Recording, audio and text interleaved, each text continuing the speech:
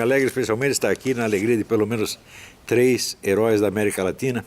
São Pérez Antunes, Coronel Plazas e Armando Valladares, cujo livro eu li mais de 20 anos atrás e que teve uma influência muito grande na minha vida.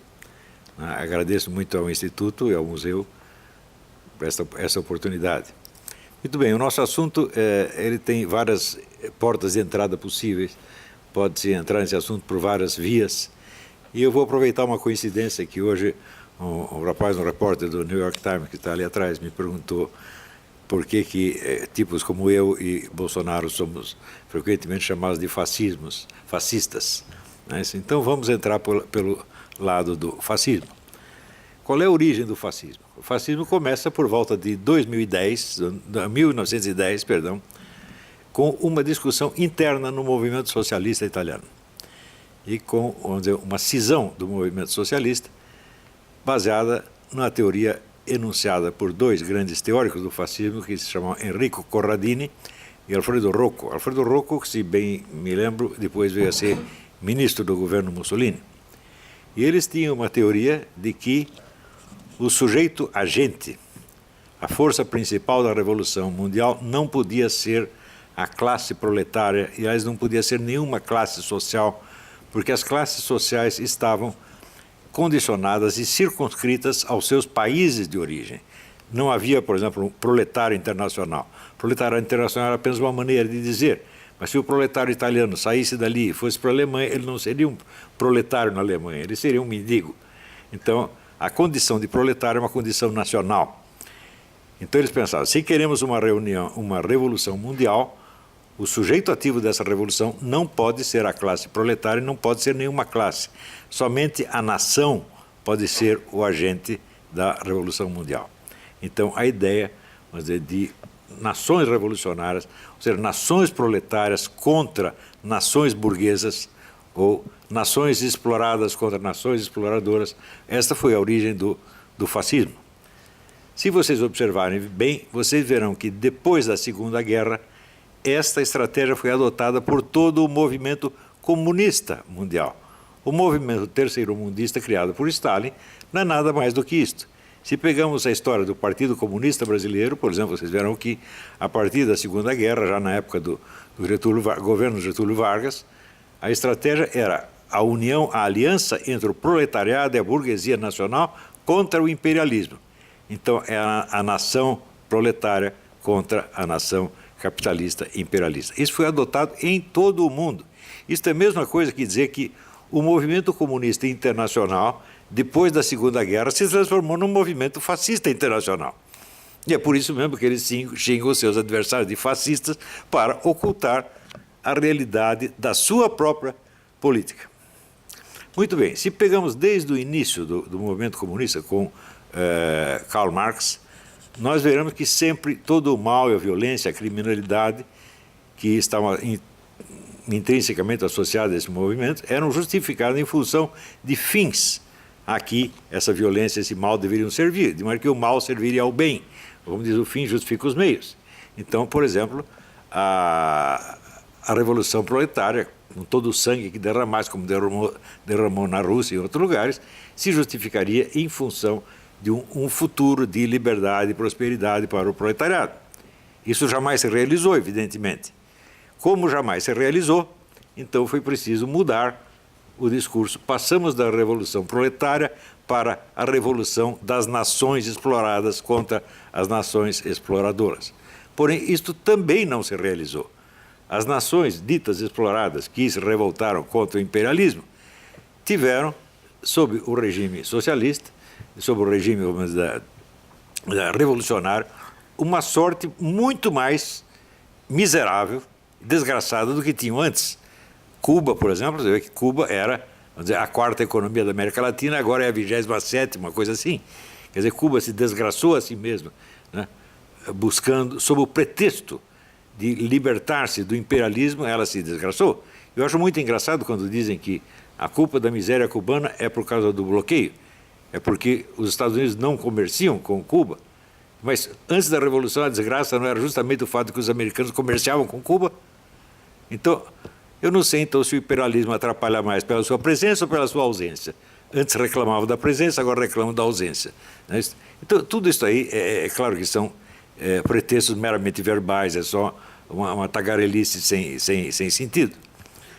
Porém, entre os anos 50 e 60, as pessoas mais inteligentes que havia no movimento comunista, que era um grupo de filósofos alemães, filiados ao que eles chamavam Instituto de Pesquisas Sociais, também chamado como Escola de Frankfurt, começaram a perceber que as grandes contradições e conflitos do capitalismo estavam se dissolvendo. Então, o proletariado, por exemplo, já não podia ser a grande força revolucionária, porque ele tinha sido absorvido pelo capitalismo e estava servindo ao capitalismo. A condição de vida do proletariado tinha melhorado muito, eles estavam prosperando em toda parte e eles estavam se sentindo muito bem no capitalismo e não queriam fazer revolução nenhuma.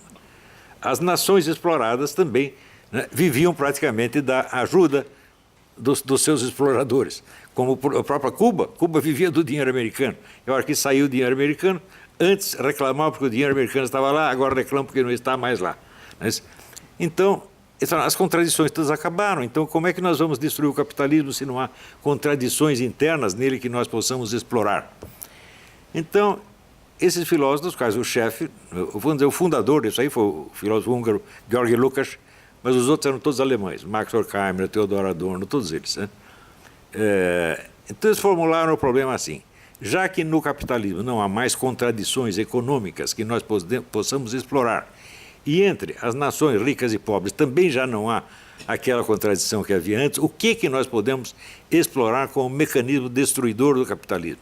Que contradição interna nós podemos encontrar dentro dos países capitalistas que nós possamos explorar para destruí-los? E eles criaram, então, o que se chamou dialética negativa.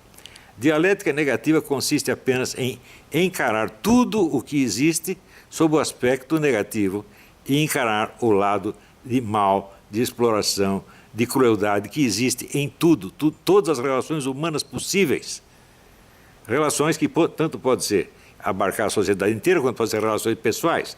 Por exemplo, a relação entre marido e mulher, pai e filho, professor e aluno, e assim por diante. Eles começaram a enxergar o mal em tudo, tudo, tudo. E acreditavam, com razão, que com isso estavam realizando um programa que Marx havia enunciado, mas jamais realizado, e que Marx definia como a crítica radical de tudo quanto existe.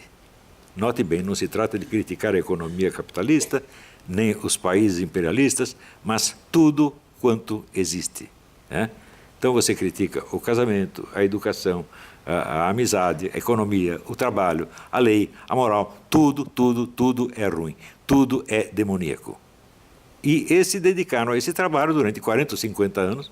Por exemplo, quando muitos deles eram judeus que fugiram da Alemanha, com justa razão, fugindo da Alemanha, porque seriam mortos lá. Chegaram nos Estados Unidos, eles receberam aqui os melhores empregos, prêmios, eram paparicados e aplaudidos, tudo lá, e eles escreveram livros de que a sociedade americana é exatamente a mesma coisa que a sociedade alemã.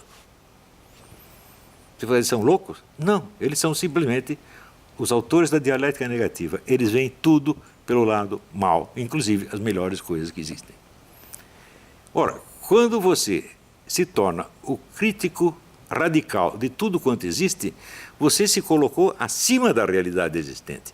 Toda a realidade é má e você é o crítico que a examina, analisa e condena.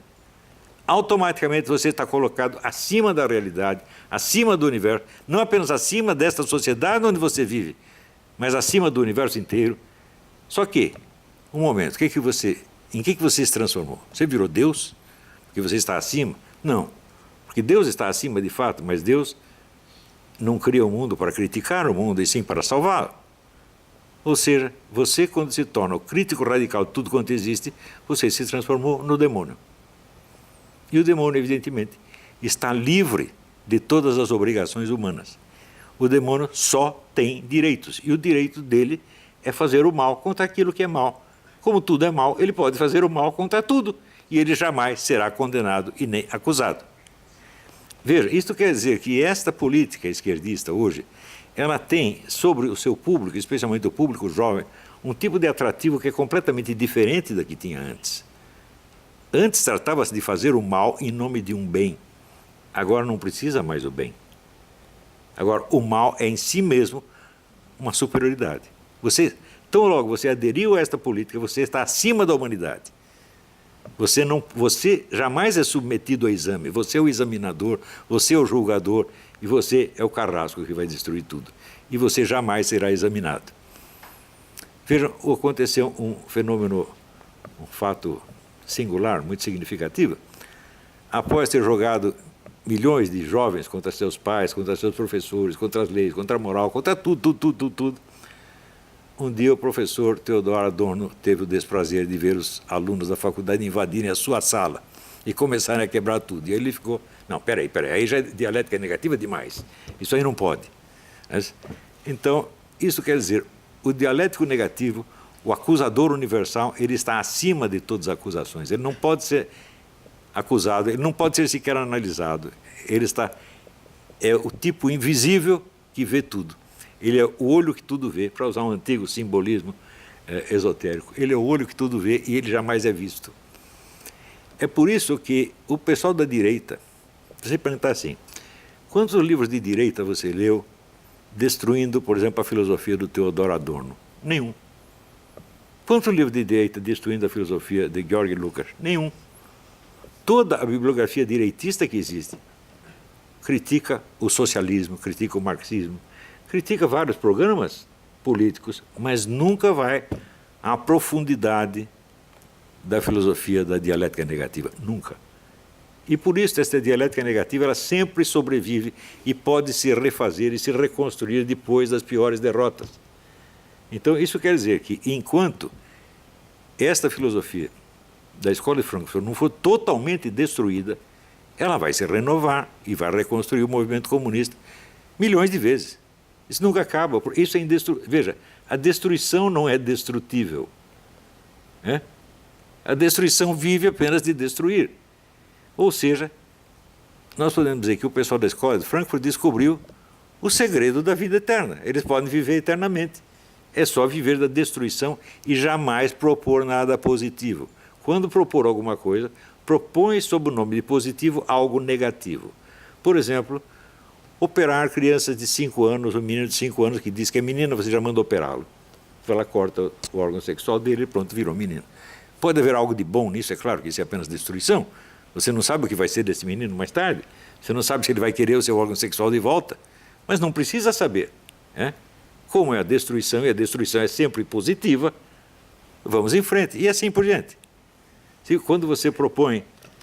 Um momentinho, deixa eu tomar uma água.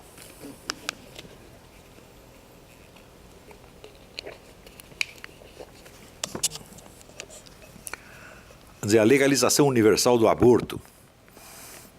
Pensa bem. Alguém pode provar que um feto é um ser humano apenas uma coisa? Existem provas de uma coisa, existem provas da outra. Essa discussão pode continuar eternamente, ninguém chega a uma conclusão, um não convence o outro não convence um. Então significa o seguinte, nenhum de nós sabe a resposta dessa pergunta. Se nós não sabemos, então há 50% de chances para um lado e 50% de chances para o outro. Portanto, a escolha não é racional. Isso quer dizer que aquele que é a favor do aborto, ele não é por motivos racionais, ele é porque ele quer. Ele quer o aborto universal. E ele quer porque o aborto universal é negativo e, portanto, do ponto de vista dele, será sempre positivo. E assim por diante. Tudo que as pessoas consideram mal passa a ser considerado bom. O bem só existe sob a forma do mal. E esta é a essência, esse é o segredo da Escola de Frankfurt. Isso tem um atrativo infinitamente maior do que a velha revolução proletária ou a velha revolução fascista. Porque tanto a revolução proletária quanto a revolução fascista, elas alegavam um bem futuro que era justificativa do mal que se está fazendo no presente. Era a finalidade boa que justifica o meio mal. Portanto, essas revoluções podiam ser criticadas em nome do quê? Dos fins que elas mesmas se propunham. Quando você via, por exemplo, que no regime socialista os proletários estavam passando muito mais fome do que no regime capitalista, você via que a revolução tinha falhado a realizar o fim que ela se propunha. Então ela podia ser criticada em nome do seu fim. Do mesmo modo, você vê, a revolução fascista prometia que, vamos dizer, as nações que estavam sendo exploradas e roubadas seriam as dominadoras. Não é isso? Então, sei lá, o Hitler vai propor um Reich que vai durar 1000 anos. Durou 12 e acabou muito mal. Não é isso? Mussolini acabou pendurado, assassinado e pendurado pelas pernas, e a Itália perdeu tudo. Então, essas revoluções podiam ser criticadas em nome dos fins positivos em nome dos quais elas faziam mal. Mas a nova revolução, a revolução da dialética negativa, não pode ser criticada por nada. Porque ela tem o monopólio da crítica, ela tem o monopólio do discurso destrutivo. E o monopólio do discurso destrutivo transforma o seu portador num tipo sobre-humano.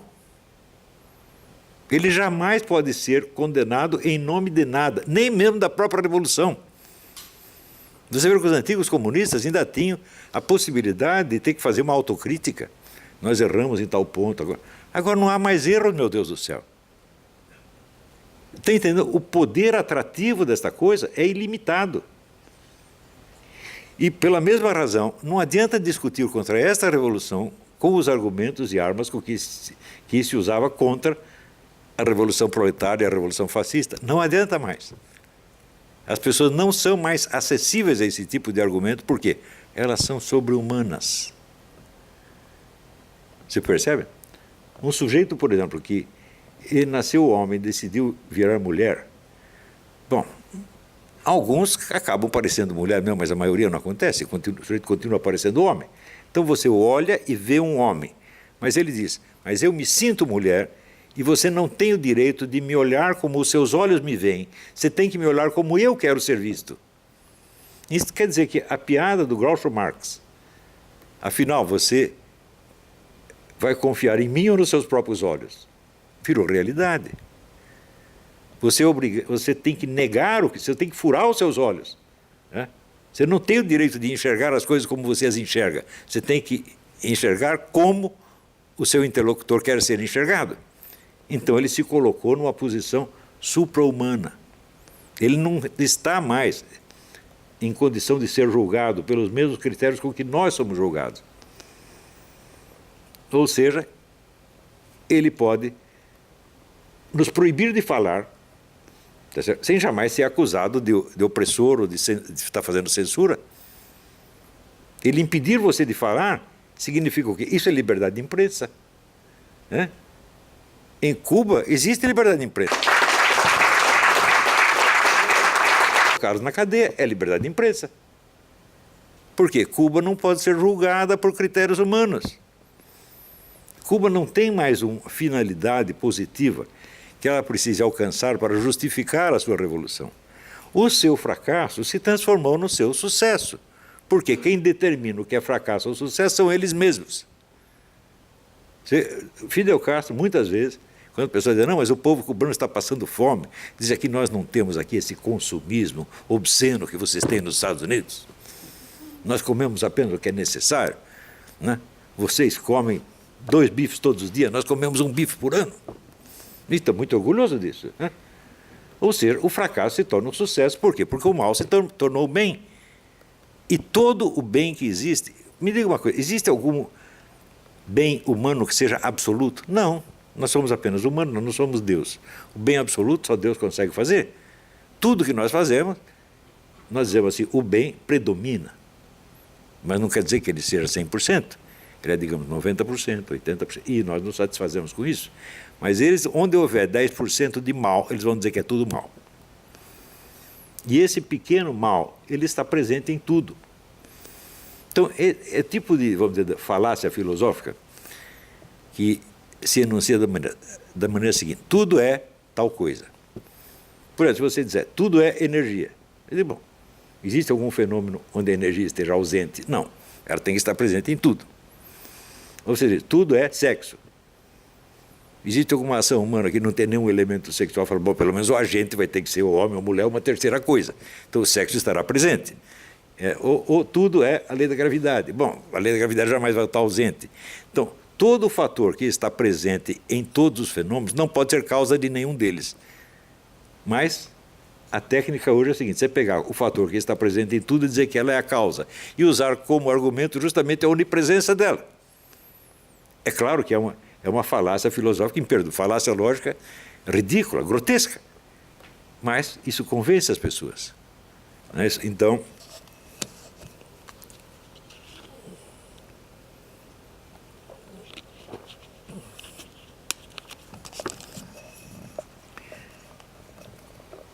viram, tanto nos Estados Unidos quanto na América Latina, e especialmente no Brasil, esse tipo de filosofia tomou conta de toda a mídia e de todas as universidades. Não sobrou nada fora. No Brasil, eu assisti esse fenômeno porque, a partir dos anos 60, logo após a ditadura militar, os comunistas, vendo que tinham sido derrotados, expulsos do campo eleitoral político, decidiram usar a estratégia do Antônio Gramsci, que era da Revolução Cultural. Fazer a Revolução Cultural primeiro, a Revolução Política depois. Então, tem que tomar a mídia, as editoras, as universidades, etc., etc., lentamente, devagarinho, e sem dizer que é propaganda socialista, porque o objetivo do Antônio Gramsci, ele mesmo definiu assim: nós vamos fazer com que todos sejam socialistas sem saber. Então, é por isso que eu fui muito contra a campanha que conservadores e liberais brasileiros faziam contra a doutrinação comunista. Quer dizer, não tem doutrinação nenhuma, meu Deus do céu. Eles estão induzindo as pessoas a ser socialistas sem tê-las doutrinado jamais. Eu vou lhe dar um exemplo de como se usava. Usava-se geralmente modificações comportamentais que não passavam pela esfera da opinião e das ideias. Houve, por exemplo, um professor na Suécia que fez um experimento que foi muito louvado no Brasil pelo diretor de teatro Gerald Thomas. Ele pegou os seus alunos e disse: vocês, durante esse fim de semana, vocês vão fazer um experimento de sexo oral com o seu colega aí do lado. Vocês vão chupar o membro dele e, quando ele ejacular, vocês vão engolir. E na segunda-feira vocês trazem um relatório científico do que se passou. Muito bem, quase todos disseram que foi bom. Por quê? Existem já pesquisas em psicologia que mostram que sempre que você faz uma pessoa agir contra os seus princípios, em 82%, 83% dos casos eles mudam de princípios, para não dizer que fizeram uma tremenda asneira. Então, quer dizer, até aquele dia ninguém tinha pensado em fazer sexo oral com o vizinho, a partir de segunda-feira todos começaram a pensar. Isto é doutrinação? Não, o professor não fez doutrina nenhuma, não os convenceu de nada, apenas sugeriu que fizesse uma experiência inocentemente. E é assim que se faz. Há um livro do Pascal Bernardin, que se chama... Pascal Bernardin é um professor de ginásio francês. O livro chama-se Maquiavel Pedagogo. E ele mostra o número dessas técnicas de manipulação comportamental que são usadas. Nenhuma delas parece propaganda de maneira alguma. Existem vários truques ali. Um deles chama-se pé na porta.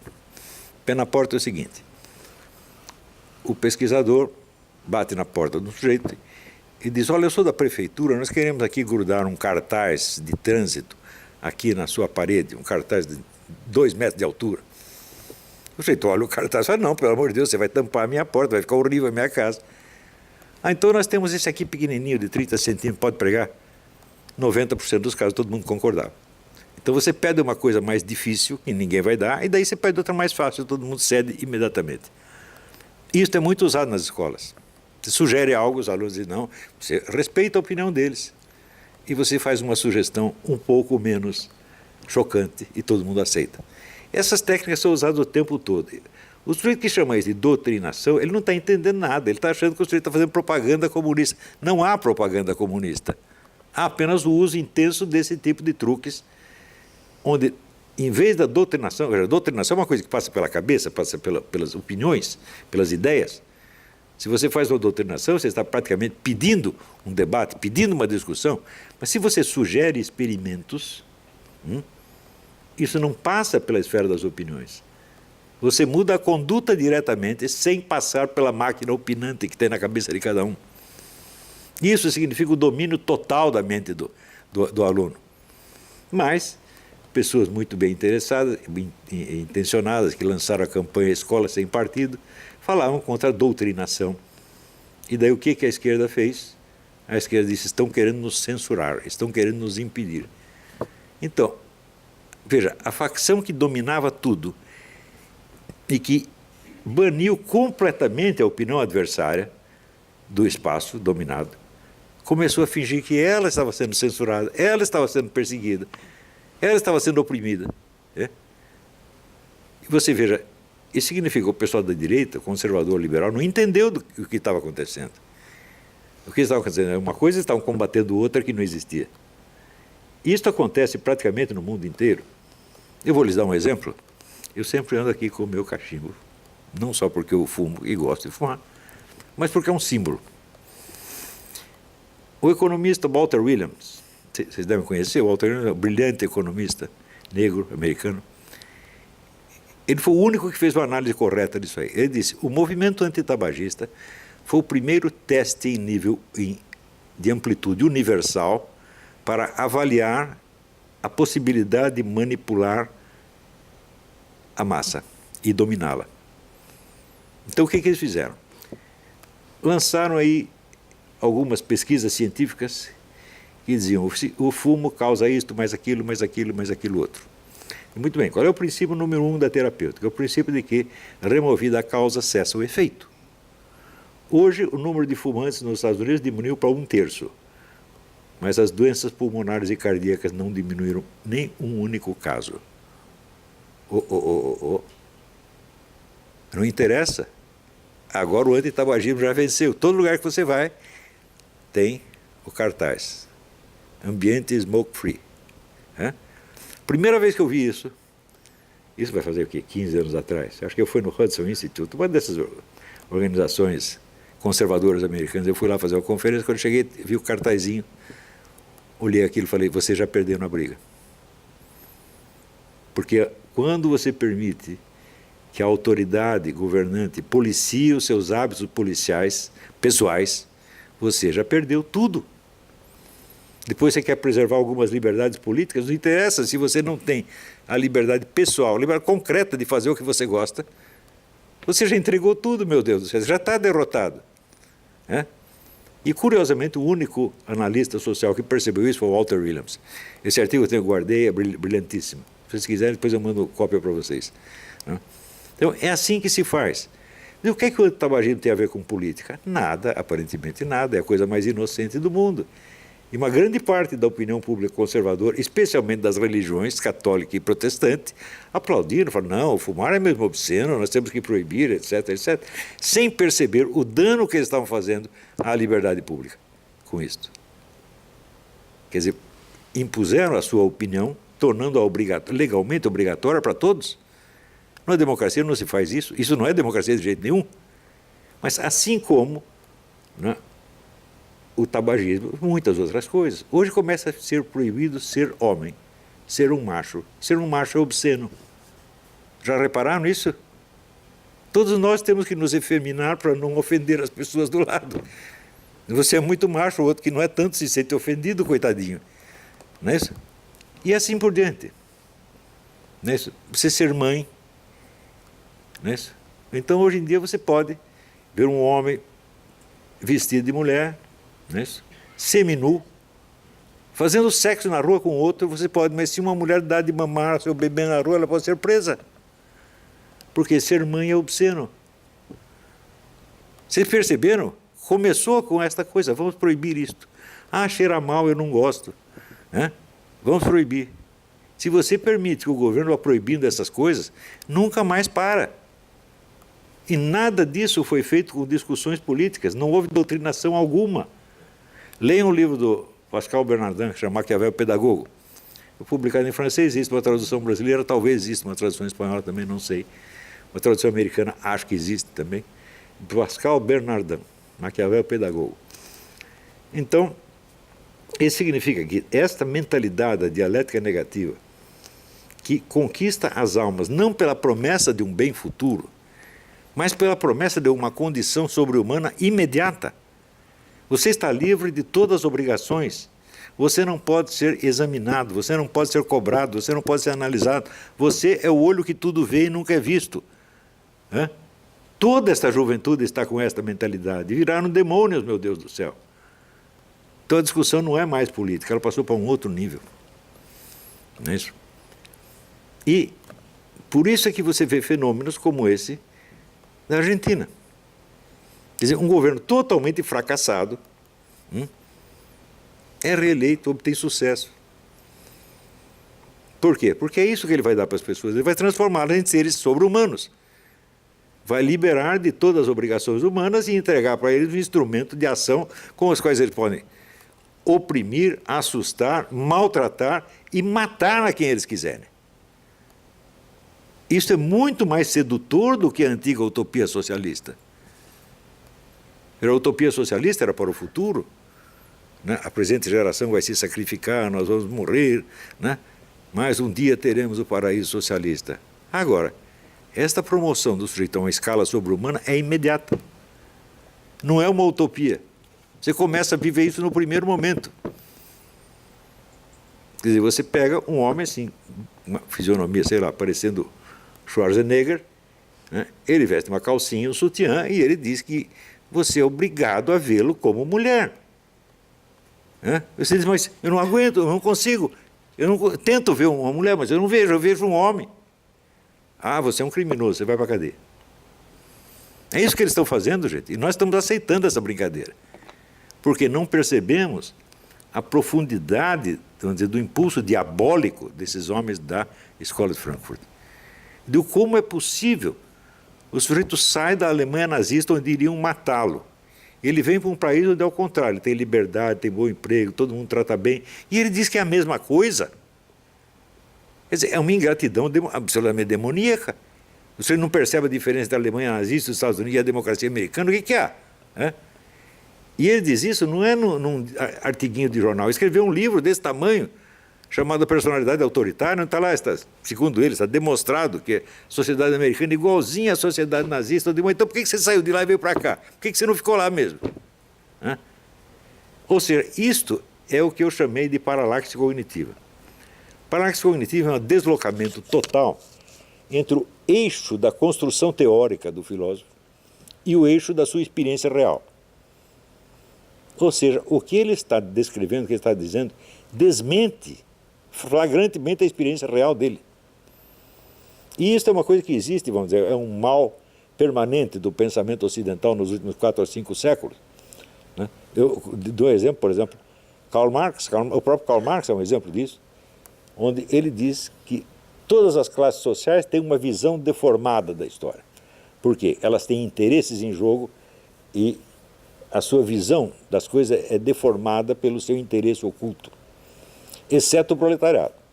O proletariado não tem interesses especiais, os interesses deles coincidem com os da humanidade inteira, então o proletariado é a única classe que pode ter uma visão objetiva da realidade histórica. E em seguida, ele, Karl Marx, que não só não era um proletário, mas nunca tinha visto um proletário, escreve a visão objetiva das coisas segundo a visão proletária. Eu digo, mas espera aí, mas a sua existência é o desmentido da sua teoria. A sua existência demonstra, quer dizer, se a visão proletária é a verdade, é a realidade, a sua existência demonstra que um burguês pode ver a realidade tão bem quanto um proletário. E você acaba dizendo que ele não pode. Ou seja, a mesma coisa que escrever, eu, Karl Marx, não consigo escrever este livro. Mas você escreveu. Então, isso não é hipocrisia. Isso não é nem falsidade, isso é um outro fenômeno que eu chamei de paralaxe cognitiva. Se fosse hipocrisia, ele estaria consciente do que ele está fazendo. Mas ele escreve isso com total inocência. Ele não percebe que sua vida é um desmentido da sua obra, que a sua experiência real diz o contrário do que ele está dizendo em palavras. E hoje é claro que este pessoal da Escola de Frankfurt, todos eles padecem de paralaxe cognitiva. Porque a premissa número 1 da dialética negativa é o seguinte: eu, o autor da dialética negativa, jamais serei submetido a ela. Eu, o autor, né, da análise pejorativa, jamais serei objeto de análise pejorativa. Porque se for, você está liquidado na mesma hora. Se você pegar, por exemplo, né, Max Horkheimer era o presidente, foi o presidente da Escola de Frankfurt durante muito tempo. Ele era um homem milionário e os empregados da escola ele pagavam um salário de fome. Ou seja, ele era um capitalista mais explorador que qualquer capitalista. E ele não via nenhum problema nisso aí. Ele não fez isso de maldade, nem de hipocrisia. Ele fez porque era natural nele fazer assim. Era natural a ideia de que ele jamais seria objeto de dialética negativa. Do mesmo modo, Theodor Adorno e outros tantos. A influência que essa escola teve na América e, sobretudo, no Brasil é imensurável. E ela é imensurável por quê? Porque ela tem um atrativo hipnótico muito maior do que o capitalismo ou o fascismo. Veja, Karl Marx, Lenin, Mussolini, Hitler jamais conseguiram angariar tantos adeptos tão facilmente. Veja, se você pega os livros de Max Horkheimer, Theodor, são livros dificílimos de ler. De como é que isso ganha tantos adeptos? Porque você não precisa ler, meu filho. É só você aceitar uma proposta deles, você já está transfigurado no analista e condenador da humanidade. E você está livre de todas as exigências. Ninguém pode cobrar nada de você. Então você tem milhões de idiotas que viraram julgadores da humanidade. Eles estão sentados vamos dizer, como é que se diz, numa mesa de juiz, colocam a humanidade ali no banco dos réus e condenam e pronto, acabou.